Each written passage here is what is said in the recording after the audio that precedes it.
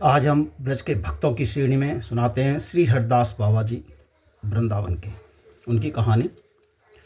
वैसे तो सब स्थान भगवान के हैं, भगवान हर जगह हैं, लेकिन कभी आपने सुना है कि भगवान खुद अपने लीला स्थलों को देखने के लिए लालायित हुए हों? हाँ जी, ऐसा हुआ था।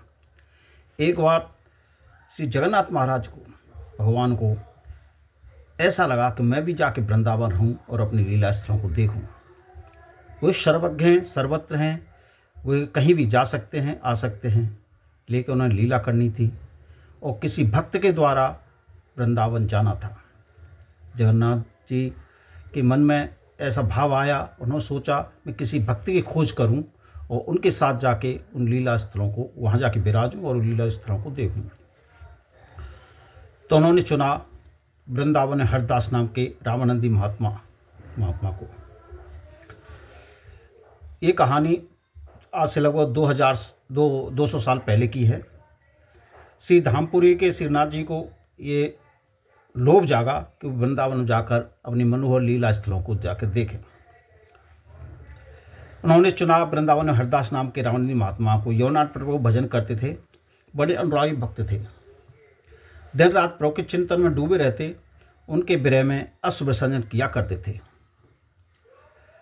अंत में प्रभु ने उन्हें दर्शन दिए। वे उनकी रूप माधुर्य को देखकर और अपनी सुध खुद बैठे, उन्हें एकटक निहारते निहारते अचेतन हो गए। तब करुणानिधि ने अपना हस्त कमल उनके मस्तक पर फेर कर उन्हें चेताया। चेतना आते उन्होंने अपना सिर उनके चरणों में रख दिया। उन्होंने अपनी अमृत वाणी में कहा, वत्स, मैं तुमसे बहुत प्रसन्न हूँ। तुम्हारे निकट रहकर तुम्हारी प्रेमयी सेवा का रसास्वादन लेना चाहता हूँ। तुम जगन्नाथपुरी जाओ। इस वर्ष आषाढ़ में वहाँ जगन्नाथ जी का विग्रह परिवर्तन होगा। हर साल 12 साल बाद ये विग्रह परिवर्तन होता है। वो नए उनको प्रकट किए जाते हैं, उनको समुद्रों में विसर्जन कर दिया जाता है पुराने विग्रह को। पुराना विग्रह तुम ले आना और इसी स्थल पर उसे स्थापित कर उनकी सेवा करना। इतना कह भगवान अंतर्ध्यान हो गए। महात्मा उनके आदर्शन से छटपटाने लगे, पर उनकी आज्ञा के स्मरण कर उन्होंने धैर्य धारण किया। वे अपने शिष्यों के साथ संकीर्तन करते हुए जगन्नाथपुरी को चल पड़े। उस समय रेल की सुविधा तो थी नहीं, वाहन की सुविधाएं बहुत कम थी या थी नहीं। वे पैदल ही बीहड़ जंगलों में होते हुए नदी, नालों और पर्वतों को पार करते हुए जगन्नाथपुरी पहुंचे। हरदास जी ने जगन्नाथ जी के पुजारियों से अपनी बात कही, अपना अभिप्राय व्यक्त किया। उन्होंने कहा, जगन्नाथ जी का पुराना कलेवर देने का हमें अधिकार नहीं है, आप राजा से मिलें। वहाँ के पुजारियों ने कहा कि आपने जो मनसा जाहिर की है वो अधिकार हमारे पास नहीं है। राजा चाहें तो ऐसा कर सकते हैं, क्योंकि राजा की आज्ञा से ही ये जो है समुद्र में विसर्जन होते हैं। वे राजा के पास गए। राजा ने उनका तेजोमय मुखमंडल देख उन्हें साष्टांग प्रणाम किया और आने का कारण पूछा। उन्होंने भगवान की आज्ञा बताकर उनसे जगन्नाथ जी का पुराना विग्रह दिलवाने का आग्रह किया। राजा ने कहा, महाराज, आपको भगवान की आज्ञा हुई है, पर मुझे तो कोई आज्ञा नहीं। ऐसा मुझे तो कोई आवास नहीं हुआ कि मैं इस प्रथा को तोड़ूं।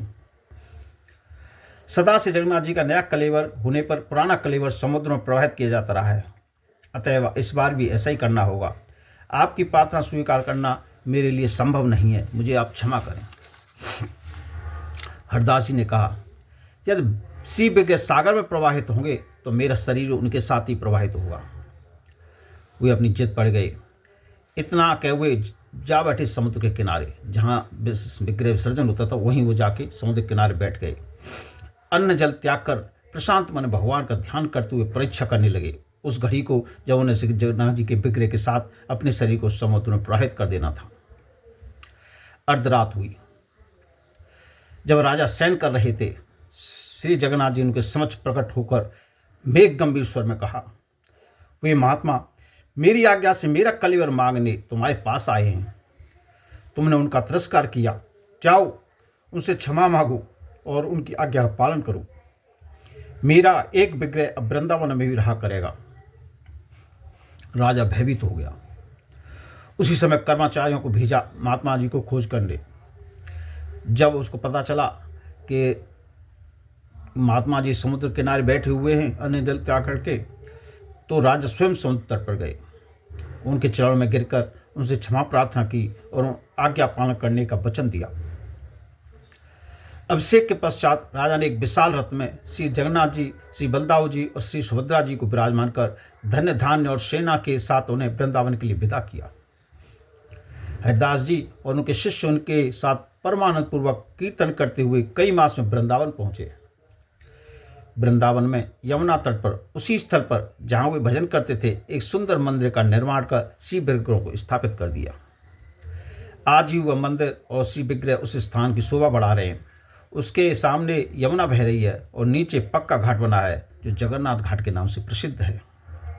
भक्तगण वृंदावन उस स्थान पर जगन्नाथ जी के दर्शन करतार्थ होते हैं। जगन्नाथ जी की पदयात्रा के दिन वहाँ दर्शनों की भीड़ जमा कर होती है।